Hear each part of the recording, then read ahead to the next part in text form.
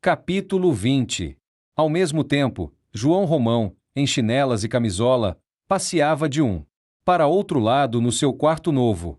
Um aposento largo e forrado de azul e branco, com florzinhas amarelas fingindo ouro. Havia um tapete aos pés da cama, e sobre a piniqueira um despertador de níquel, e a mobília toda era já de casados, porque o parecia muito preocupado.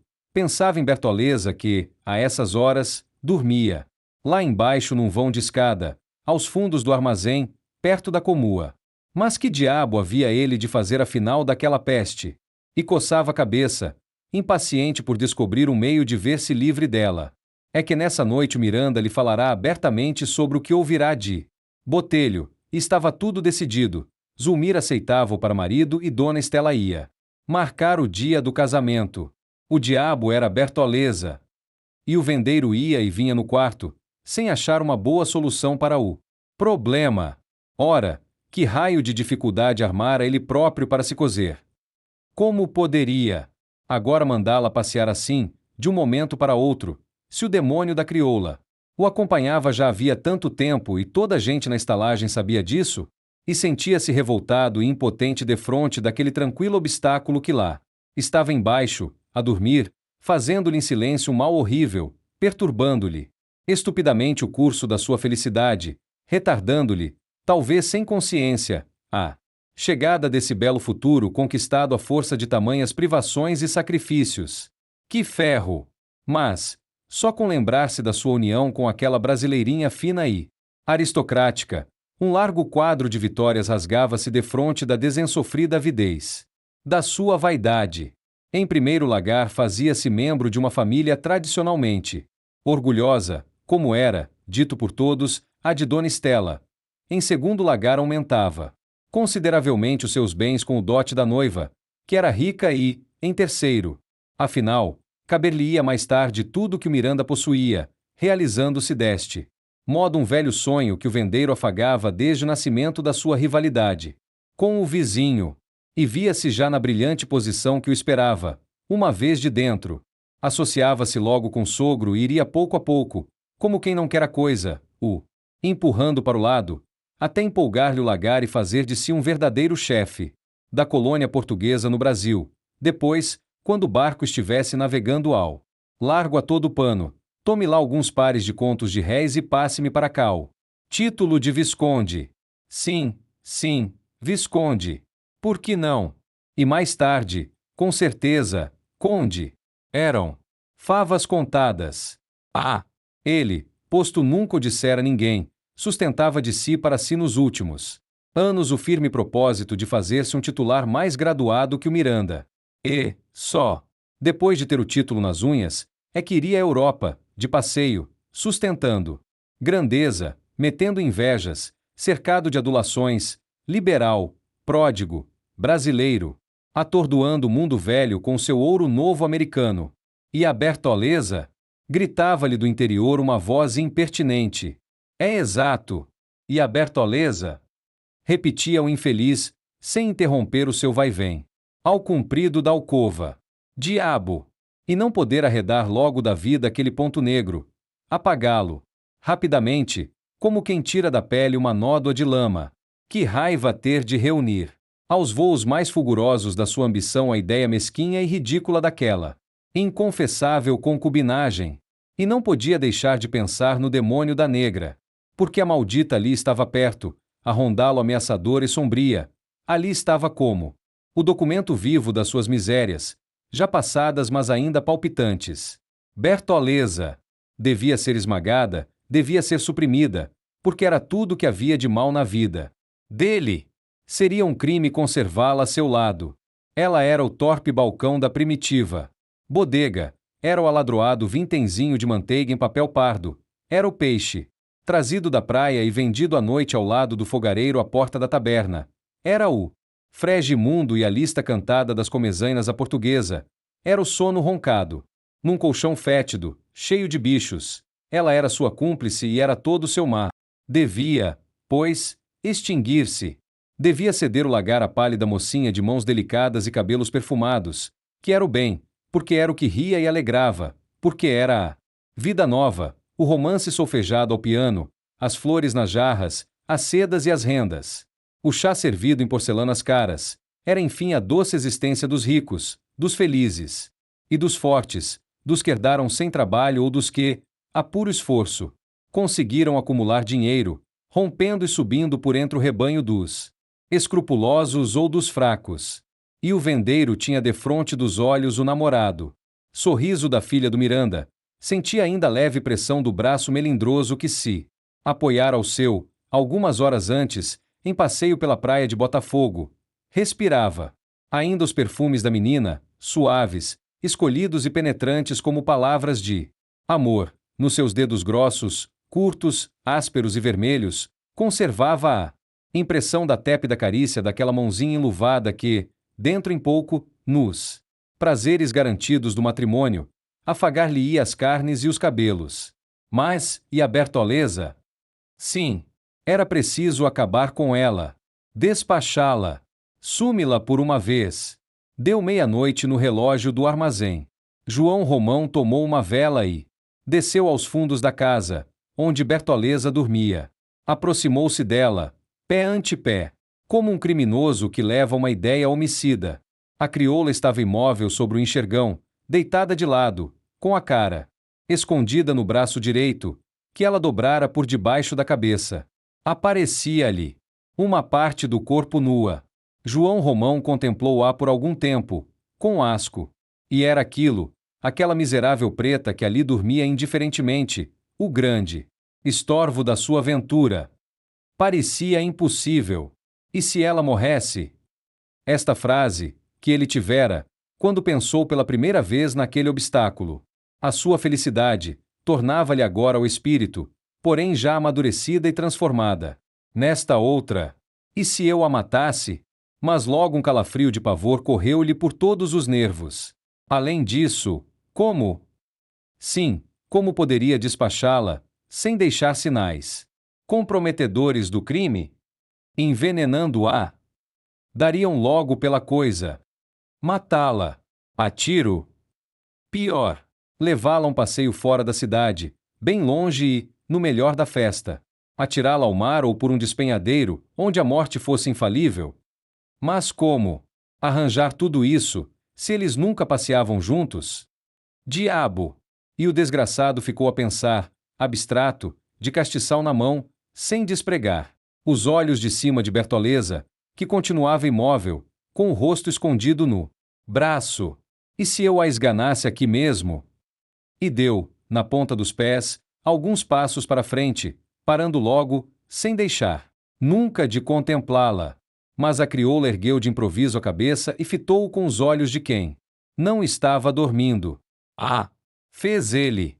Que é, seu João? Nada. Vim só ver. Cheguei ainda não há muito. Como vais tu? Passou-te a dor do lado? Ela meneou os ombros, sem responder ao certo.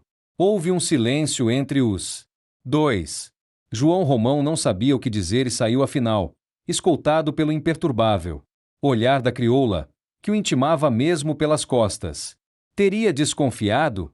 Pensou o miserável, subindo de novo para o quarto. Qual? Desconfiar de quê? E meteu-se logo na cama, disposto a não pensar mais nisso e dormir. Incontinente. Mas o seu pensamento continuou rebelde a parafusar sobre o mesmo assunto. É preciso despachá-la. É preciso despachá-la quanto antes, seja lá como for. Ela, até agora, não deu ainda sinal de si, não abriu o bico a respeito da questão. Mas, Dona Estela está a marcar o dia do casamento, não levará muito tempo para isso. O Miranda naturalmente comunica a notícia aos amigos. O fato corre de boca em boca. Chega aos ouvidos da crioula e esta, vendo-se abandonada, estoura. Estoura com certeza. E agora o verás. Como deve ser bonito, hein? Ir tão bem até aqui e esbarrar na oposição da negra. E os comentários depois. O que não dirão? Os invejosos lá da praça? Ele tinha em casa uma amiga, uma preta, imunda com quem vivia. Que tipo? Sempre há de mostrar que gentinha de laia. Muito baixa. E aqui a engasopar-nos com os ares de capitalista que se trata a vela de libra. Olha o carapicu para que havia de dar. Sai sujo. E, então, a família dá. Menina, com medo de cair também na boca do mundo, volta atrás e dá o dito por não dito. Bem sei que ela está a par de tudo. Isso, olé, se está. Mas finge-se. Desentendida, porque conta, e com razão, que eu não serei tão parvo que espere o dia do casamento sem ter dado sumiço à negra. Contam que a coisa correrá sem o menor escândalo. E eu, no entanto, tão besta que nada fiz. E a peste da crioula está, ai senhora do terreiro como dantes, e não descubro o meio de ver-me livre dela. Ora, já se viu como arranjei semelhante entalação? Isto contado não se acredita. E pisava e repisava o caso, sem achar meio de dar-lhe saída. Diabo! Ela muito que devia estar longe de mim. Fiz mal em não cuidar logo. Disso antes de mais nada. Fui um pedaço de asno. Se eu a tivesse despachado. Logo, quando ainda se não falava no meu casamento, ninguém desconfiaria da história. Por que diabo iria o pobre homem dar cabo de uma mulher, com quem vivia na melhor paz e que era até, dentro de casa, o seu braço direito?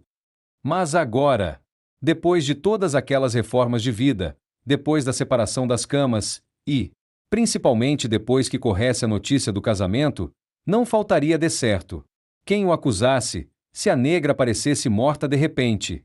Diabo! Deram 4 horas, e o desgraçado nada de pregar olho, continuava a matutar sobre o assunto, virando-se de um para outro lado da sua larga e rangedora cama de casados. Só pelo abrir da aurora, conseguiu passar pelo sono, mas, logo, às 7 da manhã, teve de pôr-se a pé. O cortiço estava todo alvoroçado com um desastre. A machona lavava sua tina, ralhando e discutindo como sempre, quando 2 trabalhadores, acompanhados de um ruidoso grupo de curiosos, trouxeram-lhe, sobre uma tábua, o cadáver ensanguentado do filho. Agostinho havia ido, segundo o costume, brincar a pedreira com outros 2 rapazitos da estalagem. Tinham, cabritando pelas arestas do precipício, subido a uma altura superior a 200 metros do chão e, de repente, faltara-lhe o equilíbrio e o infeliz rolou de lá abaixo, partindo os ossos e atassalhando as carnes. Todo ele, coitadinho, era uma só massa vermelha. As canelas, quebradas no joelho, dobravam moles para debaixo das coxas. A cabeça, desarticulada, abrirá no casco e despejava o pirão dos miolos. Numa das mãos faltavam-lhe todos os dedos. E no quadril esquerdo via-se-lhe sair uma ponta de osso ralado pela pedra. Foi um alarma no pátio quando ele chegou. Cruzes! Que desgraça! Albino, que lavava ao lado da machona, teve uma síncope. Nênem ficou que nem doida, porque ela queria muito aquele irmão. A das dores imprecou contra os trabalhadores, que deixavam um filho alheio matar-se daquele modo em presença deles. A mãe, essa apenas soltou um bramido de monstro apunhalado no coração e caiu mesquinha junto do cadáver, a beijá-lo, vagindo como uma criança. Não parecia a mesma. As mães dos outros 2 rapazitos esperavam imóveis e lívidas pela volta dos filhos, e, mal estes chegaram à estalagem, cada uma se apoderou logo do seu e caiu-lhe em cima, a sová-los ambos que metia medo. Mira-te naquele espelho, tentação do diabo! Exclamava uma delas, com o pequeno seguro entre as pernas a encher-lhe a bunda de chineladas. Não era. Aquele que devia ir, eras tu, peste. Aquele, coitado, ao menos ajudava a mãe. Ganhava 2.000 réis por mês regando as plantas do comendador, e tu, coisa ruim, só serves para me dar consumições. Toma, toma, toma! E o chinelo cantava entre o berreiro feroz dos 2 rapazes. João Romão chegou ao terraço de sua casa, ainda em mangas de camisa, e de lá mesmo tomou conhecimento do que acontecerá, contra todos os seus hábitos. Impressionou-se com a morte de Agostinho, lamentou-a no íntimo, tomado de estranhas condolências. Pobre pequeno, tão novo, tão esperto, e cuja vida não prejudicava a ninguém, morrer assim, desastradamente. Ao passo que aquele diabo velho da Bertoleza continuava agarrado à existência, envenenando-lhe a felicidade, sem se decidir a despachar o beco. E o demônio da crioula parecia mesmo não estar disposta a ir só com duas razões. Apesar de triste e acabrunhada, mostrava-se forte e rija. Suas pernas curtas e lustrosas eram duas peças de ferro unidas pela culatra, das quais ela trazia um par de balas penduradas em saco contra o peito. As róseas lustrosas do seu cachaço lembravam grossos chouriços de sangue, e na sua carapinha compacta ainda não havia um fio branco. Aquilo, arre, tinha vida para o resto do século. Mas deixa estar, que eu te despacho bonito e aciado, disse o vendeiro, de si para si, voltando ao quarto para acabar de vestir-se. Enfiava o colete quando bateram pancadas familiares na porta do corredor. Então, ainda se está em val de lençóis? Era a voz do botelho. O vendeiro foi abrir e fê-lo entrar ali mesmo para a alcova. Ponha-se a gosto. Como vai você? Assim. Não tenho passado lá essas coisas. João Romão deu-lhe notícia da morte do Agostinho e declarou que estava com dor de cabeça. Não sabia que diabo tinha ele aquela noite, que não houve meio de pegar direito no sono. Calor, explicou o outro.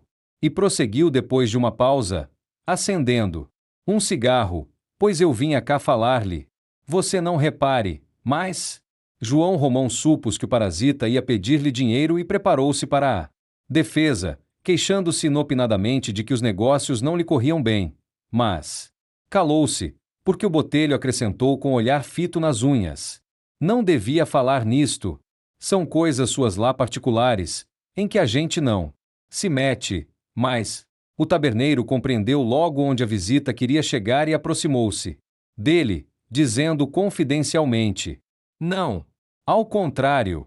Fale com franqueza. Nada de receios. É que, sim, você sabe que eu tenho tratado do seu casamento com a Zulmirinha. Lá em casa não se fala agora noutra coisa. Até a própria dona Estela já está muito bem disposta a seu favor. Desembuche, homem de Deus. É que há um pontinho que é preciso pôr a limpo. Coisa insignificante. Mas, você não desembuchará por uma vez? Fale, que diabo? Um caixeiro do armazém apareceu à porta, prevenindo de que o almoço estava na mesa. Vamos comer, disse João Romão. Você já almoçou? Ainda não, mas lá em casa contam comigo. O vendeiro mandou seu empregado dizer lá defronte à família do barão que seu botelho não ia ao almoço. E, sem tomar o casaco, passou com a visita à sala de jantar. O cheiro ativo dos móveis, polidos ainda de fresco, dava ao aposento um caráter insociável de lagar desabitado e por alagar. Os trastes, tão nus como as paredes, entristeciam com a sua fria nitidez de coisa nova. Mas vamos lá. Que temos então? Inquiriu o dono da casa, assentando-se à cabeceira da mesa, enquanto outro, junto dele, tomava lugar à extremidade de um dos lados. É que, respondeu o velho em tom de mistério, você tem cá em sua companhia uma crioula, que, eu não creio, note-se, mas, adiante. Dizem que ela é coisa sua. Lá em casa rosnou. O Miranda defende-o, afirma que não. Aquilo é uma grande alma. Mas dona Estela, você sabe o que são as mulheres. Torce o nariz e, em uma palavra, receio que esta história nos traga qualquer embaraço. Calou-se, porque acabava de entrar um portuguesinho, trazendo uma travessa de carne ensopada com batatas. João Romão não respondeu, mesmo depois que o pequeno saiu. Ficou abstrato, a bater com a faca entre os dentes. Por que você a não manda embora? Arriscou o botelho, despejando vinho no seu e no copo do companheiro. Ainda desta vez não obteve logo resposta, mas o outro tomando, afinal, uma resolução, declarou confidencialmente: Vou dizer-lhe toda a coisa como ela é, e talvez que você até me possa auxiliar. Olhou para os lados, chegou mais à sua cadeira para junto da de botelho e acrescentou em voz baixa: Esta mulher meteu-se comigo, quando eu principiava minha vida. Então, confesso, precisava de alguém nos casos dela, que me ajudasse. E ajudou-me. Muito, não nego. Devo-lhe isso. Não. Ajudar me ajudou. E depois? Depois, ela foi ficando para ai. Foi ficando. E agora? Agora é um trambolho que lhe pode escangalhar a igrejinha. É o que é. Sim, que dúvida. Pode ser um obstáculo sério ao meu casamento. Mas, que diabo? Eu também, você compreende, não a posso pôr na rua, assim, sem mais. Aquelas. Seria ingratidão, não lhe parece? Ela já sabe em que pé está o negócio. Deve desconfiar de alguma coisa, que não é tola. Eu, cá por mim, não. Lhe toquei em nada. E você ainda faz vida com ela? Qual? Há muito tempo que nem sombras disso. Pois, então, meu amigo, é arranjar-lhe uma quitanda em outro bairro. Dar-lhe algum dinheiro e... Boa viagem! O dente que já não presta arranca-se fora. João Romão ia responder, mas Bertoleza assomou à entrada da sala. Vinha, tão transformada e tão lívida que só com a sua presença intimidou profundamente. Os dois. A indignação tirava-lhe faíscas dos olhos e os lábios tremiam-lhe de raiva. Logo que falou, veio-lhe espuma aos cantos da boca. Você está muito enganado, seu João. Se cuida que se casa e me atira a... Toa! Exclamou ela. Sou negra, sim, mas tenho sentimentos. Quem me comeu a carne tem de roer-me os ossos. Então há de uma criatura ver entrar ano e sair ano, a puxar pelo corpo todo o santo dia que Deus manda ao mundo, desde pela manhãzinha até pelas tantas da noite, para o depois ser jogada no meio da rua, como galinha podre. Não, não há de ser assim, seu João. Mas, filha de Deus, quem te disse que eu quero atirar-te à toa? Perguntou o capitalista. Eu escutei o que você conversava, seu João. A mim não me cegam assim. Só. Você é fino, mas eu também sou. Você está armando o casamento com a menina. Disseu Miranda. Sim, estou. Um dia havia de cuidar de meu casamento. Não hei de ficar solteiro toda a vida, que não nasci para podengo. Mas também não te sacudo na rua, como disseste. Ao contrário, agora mesmo tratava aqui com seu botelho de arranjar-te uma quitanda e... Não. Com quitanda principiei. Não hei de ser quitandeira até morrer. Preciso de um descanso. Para isso mourejei junto de você enquanto Deus nosso Senhor me deu força e saúde. Mas afinal que diabo queres tu? Ora essa. Quero ficar a seu lado. Quero desfrutar o que nós dois ganhamos juntos. Quero a minha parte no que fizemos com o nosso trabalho. Quero o meu regalo, como você quer o seu. Mas não vês que isso é um disparate? Tu não te conheces? Eu te estimo, filha, mas por ti farei o que for bem entendido e não loucuras. Descansa aqui. Nada te há de faltar. Tinha graça, com efeito, que ficássemos vivendo juntos. Não. Sei como não me propões casamento. Ah! Agora não me enxergo. Agora eu não presto para nada. Porém, quando você precisou de mim, não lhe ficava mal servir-se de meu corpo e aguentar a sua casa com o meu trabalho. Então a negra servia para um tudo, agora não presta para mais nada, e atira-se com ela no monturo do cisco. Não. Assim também Deus não manda. Pois se aos cães velhos não se enxotam, por que me hão de pôr fora desta casa, em que meti muito suor do meu rosto? Quer casar? Espere então que eu feche primeiro os olhos. Não seja ingrato. João Romão perdeu por fim a paciência e retirou-se da sala, atirando a amante uma palavrada porca. Não vale a pena encanzinar-se.